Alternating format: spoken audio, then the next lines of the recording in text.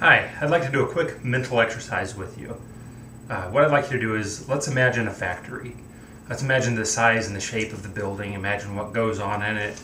Let's imagine the machines in it, the people that work there. I'll let you think about it for a few seconds. Now, most of us, when we think of a factory, it's a large building where goods are manufactured. Um, let's say it's a textile factory, for example. Uh, Factories aren't very luxurious or enjoyable places. You don't really associate factories with fun. It's not a place you would want to bring the kids or the family out. It's not very warm or inviting. They only contain the things that are needed for what's manufactured. And that's okay. Factories aren't supposed to be fun.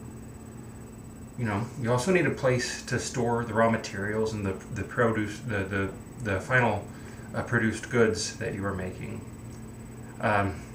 That's like a warehouse basically. Those are pretty stark too. Well, that's okay again because you're just storing the raw materials and the finished products there. Most of the times, a warehouse is, stacked. Everything's in there pretty efficiently. You don't want to have a lot of extra space or wasted space in a factory or a warehouse rather. And again, that's all fine. But let's change the word textiles to dogs. Let's imagine a dog factory where dogs are made as quickly as possible and stored as cheaply and as efficiently as possible so that someone can make money. That's what a puppy mill is. It's a place where, like I said, dogs are made and people buy them, and there's not a lot of thought going into, well, not all of the time, but going into how well the dogs are taken care of.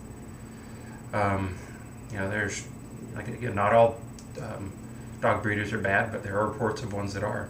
According to humanesociety.org, there are approximately 10,000 puppy mills in the U.S., and less than 300 are regulated by the U.S. Department of Agriculture.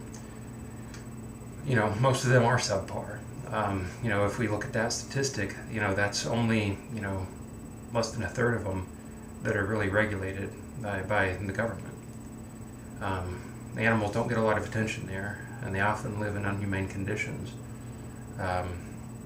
They spend most of the time in cages that are often too small for them, and most of the time they're mistreated and neglected to maximize profits.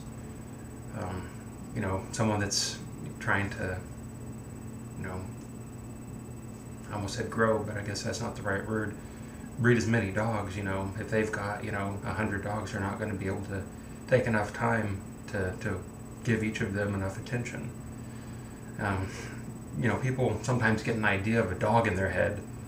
They want a specific type of dog. For example, someone may want a golden retriever because of the dog's traits or how they look. Golden retrievers are usually good with kids. They're playful, they're smart. Those are all really good attributes to want in a dog. But the sad thing is, most of the time, it's probably going to come from a puppy mill. According to the ASPCA.org, approximately 7.6 million companion animals enter animal shelters nationwide every year. Of those, approximately 3.9 million are dogs and 3.4 million are cats. Each year, about 2.7 million animals are euthanized, 1.2 million dogs and 1.4 million cats. That's a pretty sad statistic. And while I would imagine it would be very hard to bring the euthanasia count down to zero, we can help animals in need by looking to shelters for animal companions and not, puppy mills or anything like that. Even pet stores often get their animals from puppy mills, purebred dogs.